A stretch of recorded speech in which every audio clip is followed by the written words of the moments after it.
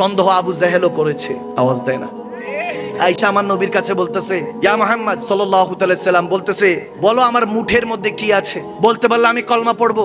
আমার নবী বলে, তুমি যে কলমা পড়বা না এটা আমি জানি। আমি এরকম সিটিং তো আছে, ওই জামানাও আছিল, এই জামানাও আছে। বলে এমন সুন্দর করে দেখবেন সামনে এসে এমন কথা সুন্দর করে বলবে, আরে ভাই আপনার মতো মানুষ হয় না, আপনি যে ভালো মাশাআল্লাহ, এটা সেটা। পিছে গেবে দূর বেটা, আওয়াজ দেয় না, আওয়াজ দেয় না। পিছনে গিয়ে এমন একটা বিহেভ করবে, মুখটারে বাংলার পাঁচ বানাবে, সমালোচনা করে পিছনে চলে যাবে। তো এরকম দেখবেন সামনে এসে যারা প্রশংসা করে এরা কখনো ভালো মানুষ হতে পারে না। তো এরকম বলতেছে, ঠিক আছে কালমা পড়বো। আমার নবী বলে যে তুমি যে কলমা পড়বে না এটা আমি জানি, তবে ঠিক আছে যাও, তোমার স্যাটিসফ্যাকশনের জন্য আমি বলা লাগবে না তোমার হাতের মুঠের মধ্যে কি আছে। যদি মুঠের মধ্যে থাকা পাথর বলে আমি কে, তখন কি মানবা? যখন মুঠের পাথর লা ইলাহা ইল্লাল্লাহ মুহাম্মাদুর রাসূলুল্লাহ সাল্লাল্লাহু আলাইহি সাল্লাম আমার নবীর কলমা পড়া শুরু করলো, সে সাথে পাথরগুলি ফেলে দিল। ফেলে বলতেছে, ইয়া মুহাম্মদ, আমি তো জানি। মুহাম্মদ সাল্লাল্লাহু আলাইহি সাল্লামকে আমার নবীকে বলতেছে, আমি জানি তুমি এই পাথরের উপরে জাদু করতে পারো। নাউজুবিল্লাহ। নবীজিকে ম্যাজিশিয়ান ডাকতেন, জাদুকর ডাকতেন, নাউজুবিল্লাহ। এরকমও এসেছে।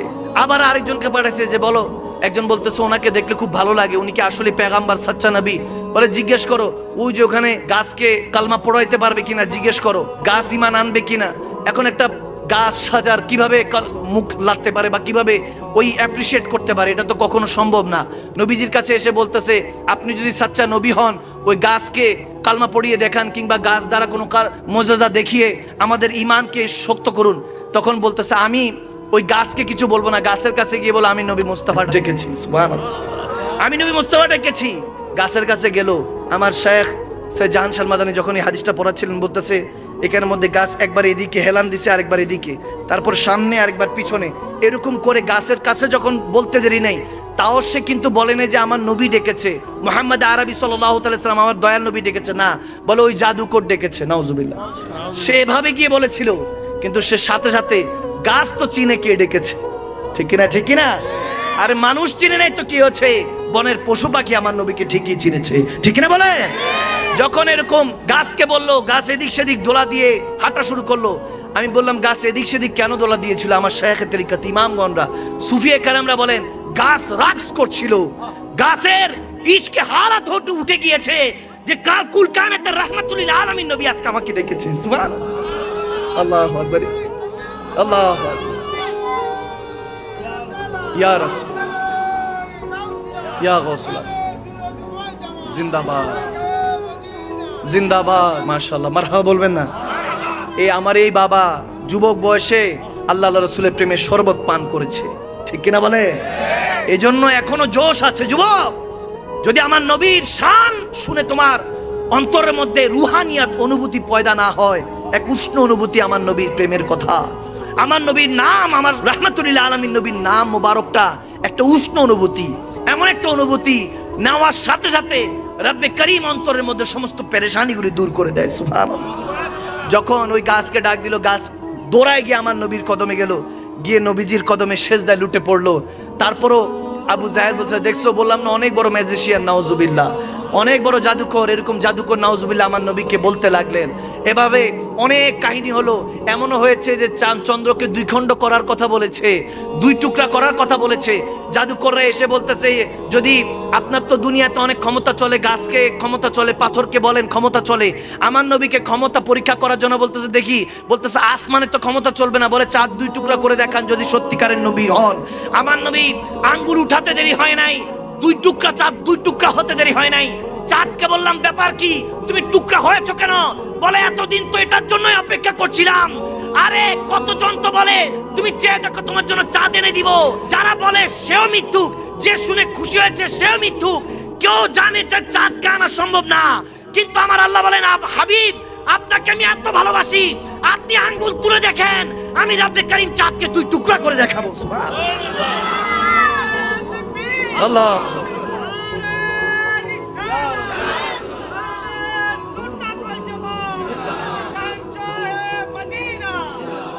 হায় হায় হায় হায়, চাঁদকে দু টুকরা করে আঙ্গুলের ইশারায়, ইহুদি কাফের সব মুসলমান হয়ে যায়। সুবহানাল্লাহ। চাঁদকে দু টুকরা করে আঙ্গুলের ইশারায় ইহুদি কাফের সব মুসলমান হয়ে যায়। তিনি যে আল্লাহর হাবিব, তিনি যে আল্লাহর হাবিব নবী মুস্তাফা।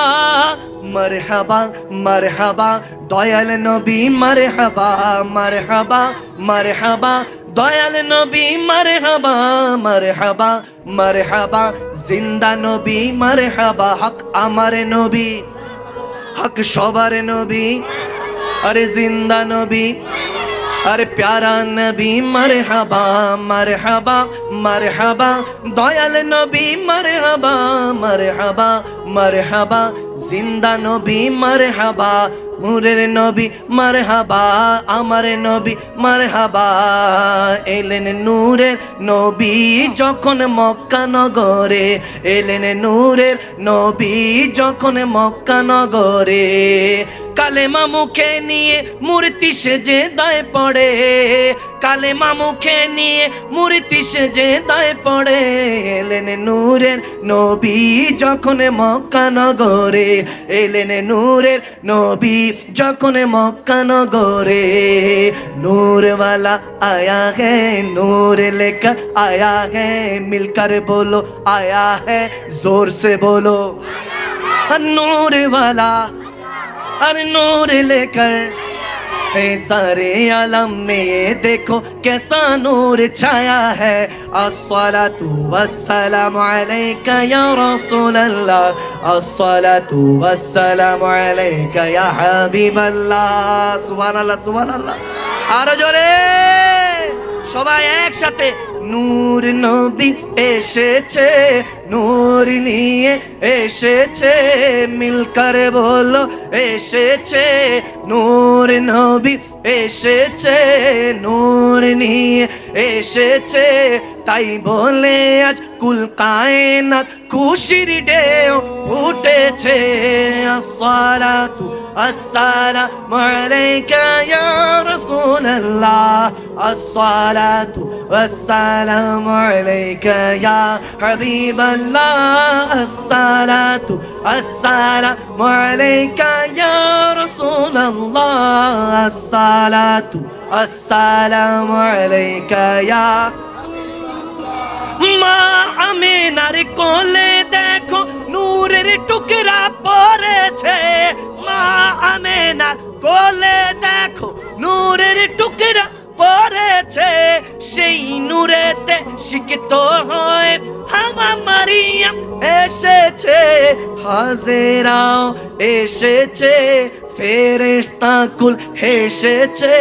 সালাতু সালাম পড়ে তারা নূরকে বরণ করেছে। বলো আসসালাতু আসসালামু আলাইকা ইয়া রাসূলুল্লাহ, আসসালাতু হাবিবাল্লাহ, আসসালাতু আসসালামু আলাইকা ইয়া রাসূলুল্লাহ, আসসালাতু আসসালামু আলাইকা ইয়া। খারাপ লাগছে খারাপ লাগছে। আরে আমার নবী, আরেকটা হাদিস মনে পড়ে গেল মহব্বতে। আমার নবী যখন হঠাৎ করে একদিন দুই হাত এভাবে মেলে দিয়ে বলতেছে, এক হাত আমার ডান হাত জান্নাতে যাবে, বাম হাত জাহান্নামে যাবে। কে জান্নাতে যেতে চাও আমার ডান হাত ধরো, কে জাহান্নামে যেতে চাও বাম হাত ধরো। সবাই সব সাহাবারা হুমড়ি খেয়েছে, ডান হাত ধরলেন। সিদ্দিক আকবর, আবু বকর সিদ্দিক আর হযরত বেলাল হাবশী বাম হাতটা ধরলেন। যখন বাম হাত ধরলেন সাহাবায়ে রাসূলুল্লাহ বলতেছে, ইয়া আবু বকর ইয়া বেলাল, তোমরা কি মজনু হয়ে গেলা, পাগল হয়ে গেলা? বাম হাত কেন ধরছো? কেন জাহান্নামে যেতে চাও? তারা বলতেছে, আমার দয়াল নবী রাহমাতুল লিল আলামিন নবীর বাম হাত যদি জাহান্নামে যায়, আমি সিদ্দিক আকবর, আবু বকর সিদ্দিক, আমি বেলাল জাহান্নামে যেতে রাজি আছি। আরে যারা আশিক ছিল তারা তো বেগানা ছিল, মাস্তানা ছিল, দিওয়ানা ছিল। ওরকম আশিক হয়ে যাও মুসলমান, তুমি জান্নাতকে চাইতে হবে না, জান্নাত তোমাকে চাইবে, ঠিক না? সবাই আসসালাতু আসসালামু আলাইকা ইয়া রাসূলুল্লাহ, জোরে আসসালাতু আসসালামু আলাইকা ইয়া হাবিবাল্লাহ, আসসালাতু আসসালামু আলাইকা ইয়া রাসূলুল্লাহ, আসসালাতু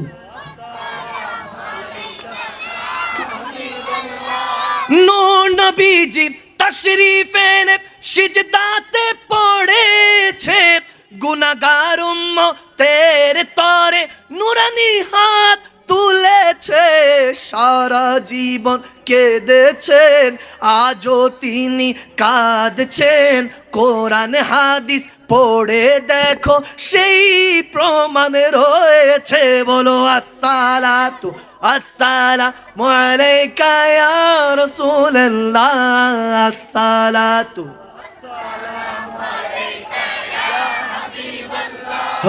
আসসালাতু আসসালামু আলাইকা ইয়া রাসূলুল্লাহ, আসসালাতু আসসালামু আলাইকা ইয়া হাবিবাল্লাহ। চিল্লায়ে বলুন না ইয়া রাসূলুল্লাহ। আশিক প্যারা নবী তালাশে থাকে, সে দিদারের আশায় থাকে। দেখবেন আশিকে রসুল যারা হাকিকাতে আশিকে রসুল মুমিন বান্দা, তারা দুনিয়াদারির খবর থাকে না। যখন মক্কা শরীফে গিয়েছিলাম গত বছর ওমরাতে, 2-3 বছর যাওয়ার সুযোগ হয়েছে, আল্লাহ তাবারক ওয়া তাআলা তৌফিক দিয়েছেন আলহামদুলিল্লাহ। যখন মক্কা নগরী গিয়েছি, 2 চোখ দিয়ে যখন কাবা শরীফটা দেখেছি, হৃদয়টা চিরে এসেছিল। মনে যেন হৃদয়টা কেমন জানি খুলে এসেছে, শরীরটা ছেড়ে দিয়েছে। তাওয়াফ কি করব, খানায় কাবার দিকে তাকিয়ে হঠাৎ মনে হইতে লাগলো যে কুল কায়নাতের রবের ঘরটা। সুবহানাল্লাহ। এগুলোর তাৎপর্য আস্তে আস্তে কমে যাচ্ছে। ওই যে সোশ্যাল মিডিয়ার মধ্যে কাবা শরীফের ছবি দেখি, মদিনা শরীফের ছবি দেখি। আগে কেউ যদি হজে যেত তখন দেখতেন যে 1 মাস লাগায় সবাই দোয়ার জন্য যাইতো, সিরিয়াল লাগায়। ঠিক কিনা, ঠিক কিনা? যারা এখনকার যুবকরা বুঝবে না, ময় মুরব্বীরা বুঝবে। কেউ যদি হজের নিয়ত করতো, ওমরার নিয়ত করতো, সবাই দোয়ার জন্য যাইতো, গিয়ে সিরিয়ালে গিয়ে যে দোয়া করেন, একটু আমাদের জন্য দোয়া করবেন। কেউ হজ থেকে আসলো, তেনার সাথে মোলাকাতের জন্য যাইতো, যে একজন হাজি এসেছে, দোয়া নিতে হবে। সুবহানাল্লাহ। এগুলো রীতি রেওয়াজ উঠে গিয়েছে, এখন আর এগুলো নেই। এগুলো আসলে অবক্ষয়, সমাজের অবক্ষয়। কারণ কিয়ামত হইতে হবে, তো কিয়ামত না হইলে তো হবে না। এই দুনিয়া তো চিরস্থায়ী নয়, ক্ষণস্থায়ী। রব্বে করিম এজন্য সময়ের কসম খেয়ে বলেছেন, ওয়াল আসরি ইন্নাল ইনসানা লাফি খুস। আল্লাহ তাবারক ওয়া তাআলা বলেছেন, সময়ের কসম খেয়ে তোমরা খসরে আছো, অবনতিতে আছো। তোমরা যত উন্নতি দেখছো, এগুলো কোনো উন্নতি নয়, সব অবনতি। যাই দিন ভালো আসে দিন খারাপ। তোমাদের সামনে কিয়ামত, পিছনে মৃত্যু ভাগছে। ঠিক কি না? কাবা শরীফ তাওয়াফ করে যখন মদিনা শরীফে গেলাম, মদিনার বাতাসটাই অন্যরকম, হাওয়াটাই অন্যরকম। ওখানে বসে কোরআনে পাক তেলাওয়াত করছিলাম আর চোখ দিয়ে পানি পড়ছিল। আমাকে অনেকে বলে, হুজুর ভালো মানুষই খুঁজে পাই না। আমি বললাম যে চোখের পানি দিয়ে চোখের ওযুটা করেন, তাহলে ভালো মানুষ দেখবে। আমরা চোখের মধ্যে ঘৃণা নিয়ে থাকি, আমরা অন্যের ব্যাপারে দোষ নিয়ে থাকি। একটা আঙ্গুল মনে রাখবেন, একটা আঙ্গুল কারোর দিকে তুলেছেন, 4টা আঙ্গুল আপনার নিজের দিকে। আমি খারাপ, मैं बरसों से ये भूल करता रहा, धूल मेरे चेहरे पे थी, मैं आईना साफ करता रहा। আমি 100 বছর ধরে চেষ্টা, আমি প্রত্যেক দিন এই ভুল করছি। ধুলাবালি আমার মুখে ছিল, আমি আয়না সাফ করতে ব্যস্ত রাখলাম নিজেকে। আয়না সাফ করে লাভ নাই, নিজেকে সাফ করুন, নিজেকে পরিষ্কার করুন, আয়না সাফই আছে। যখন মদিনায় কোরআন তেলাওয়াত করছিলাম, চোখের পানির কারণে তেলাওয়াতটা করতে পারছিলাম না। হঠাৎ মনে হইতে লাগলো যদি কামলিওয়ালা নবী উঠে এসে পিছন দিক দিয়ে হেঁচে পিঠের মধ্যে ধরে, তখন কি উত্তর দিব? তখন আমার মাথার মধ্যে শুধু ঘুরতেছিল, যদি পেয়ারা নবী, জিন্দা নবী, সারা জীবন যেই ওয়াজ নসিহত শুনেছি, কোরআনে হাদিসে পেয়েছি, আমার নবী হায়াতুন নবী, জিন্দা নবী, দয়াল নবী যদি উঠে আসে। কারণ আব্দুর রহমান জামি, আল্লামা জামি আলাইহির রহমা, অনেক বড় আশিক রাসূল। তিনি এরকম নিয়ত করেছিলেন, মদিনা যাবেন, নবীজির সাথে দেখা করবেন, নবীজির জিয়ারত করবেন মদিনা শরীফে গিয়ে। যখন ওখানে যাচ্ছিলেন, তখন এমন অবস্থা, ওই মদিনার শহরের গভর্নর যিনি ছিলেন, ওই গভর্নরের স্বপ্নে এসে আমার দয়াল নবী দেখা দিলেন। সুবহানাল্লাহ। এসে বলতেছেন, জামি নামে, আব্দুর রহমান জামি নামে একজন ব্যক্তি আমার মদিনা শরীফে প্রবেশ করবে, আমার জিয়ারতের জন্য তাকে ঢুকতে দিও না। গভর্নর সাহেব নবীজির স্বপ্নে এসে জানে আমার নবী সুরত শয়তান ধরতে পারে না। মান রানি ফাকাদ রাল হক, নবীকে দেখা মানে হাকিকতে নবীকে দেখা। সুবহানাল্লাহ বলে। নবীকে দেখেছে। নবীজি যখন নির্দেশ দিয়েছে, তিনি দলবল নিয়ে, সৈন্য নিয়ে দাঁড়িয়ে আছেন। যখন জিজ্ঞেস করলেন আব্দুর রহমান জামিকে, একজন হাত তুললেন, মার্ক করা হলো, বলতেছে আপনি বের হয়ে যান, আপনাকে ঢুকা যাবে না, আপনি ঢুকতে পারবেন না। বের করে দেওয়া হলো। তিনি পরের দিন আবার যাবেন, নিয়ত করেছেন যে দেখি পরের দিন কাফেলার সাথে, ভিড়ের সাথে ঢুকে যাব মদিনা শহরে। তখন পরের দিন হওয়ার আগে ওই গভর্নর, মদিনার গভর্নরের স্বপ্নে এসে আমার নবী বললেন যে সে ভিড়ের মাধ্যমে ঢুকতে পারে, তাকে আটকাও। পরের দিন আবার ভিড়ের থেকে তাকে বের করে দেওয়া হলো, মদিনায় ঢুকতে দিল না। তৃতীয় দিন যখন ঢুকবে, বলতেছে এরকম এসেছে যে ওয়াকিয়ার মধ্যে, যে তিনি নিয়ত করেছেন যে ভেড়ার পালের সাথে পশু পাখি যে পাল আছে, ওই ভেড়া বকরির পালের ভিতরে লুকিয়ে যাবে একটা ছাল পড়ে। নবীজি তৃতীয় দিনে স্বপ্নে এসে বললেন, ভেড়ার বকরির মাঝখান দিয়ে লুকায় লুকায় আসতে পারে, তাকে ধরো। যখন এইভাবে ধরার কথা বললো, তৃতীয় দিন এসে তেনাকে ধরলো, আল্লামা জামিকে ধরে বের করে দিল আর ধমক দিল, তোমাকে 3-3 বার নিষেধ করলাম, তারপর কেন ঢুকছো? ধমক দেওয়ার পরে আল্লাহু আকবার, যখন ধমক দিয়ে বের করে দিলেন আল্লামা জামিকে, হায় এই ওয়াকিয়াটা যখনই মনে পড়ে হৃদয়টা কেঁদে উঠে হু হু করে। তখন ওই গভর্নরের স্বপ্নে আল্লাহর নবী এসে বলতেছে, এ গভর্নর, এ আমার উম্মত আশেক, জামিকে বের করতে বলেছি, বকা কেন দিলা? বকা কেন দিলা? বকা তো দিতে বলি নাই, কেন বকা দিয়েছো? বলে ইয়া রাসূলুল্লাহ, ভুল হয়ে গিয়েছে, বকা বারবার ঢুকছিল এই জন্য আপনি নিষেধ করছেন।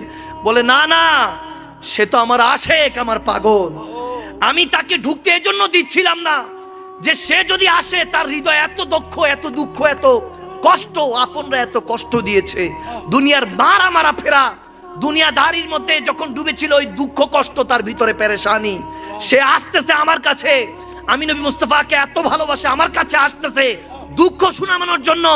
আমি নবী মুস্তাফা তাকে এত ভালোবাসি, সে যদি মদিনা শরীফে হাজিরা হয় আমি আর রোজায় থাকতে পারবো না, আমাকে কবর থেকে উঠে আসতে হবে। আল্লাহ আল্লাহ, সেই নবীর দিদার দরকার আছে কি নাই?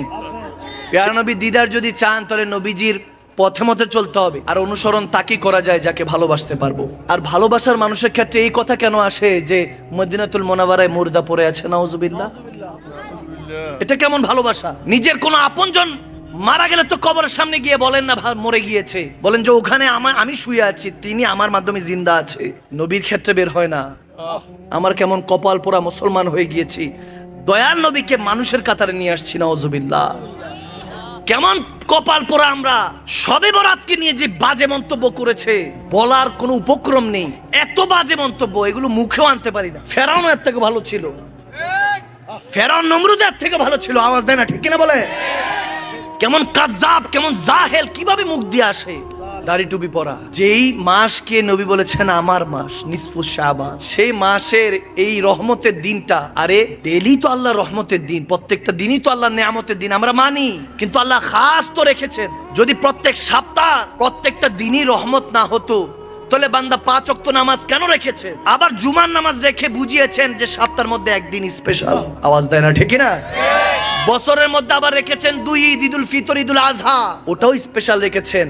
এগুলোর প্রত্যেকটার হিকমত আছে, প্রত্যেকটার এমনি এমনি রব্বুল আলামিন আমাদেরকে দেন নাই। আপনি আমি জানি না দেখে ফায়দা কি বুঝবে? করোনাতে তারা মারা গিয়েছে যাদের ফুসফুস দুর্বল ছিল, আওয়াজ দেয় না। কত কিছু লাগাইছেন না, ফাইজার, বুস্টার, আর কি কি লাগাইছে মনে হতো নাই, ঠিক কিনা বলেন, ঠিক কিনা?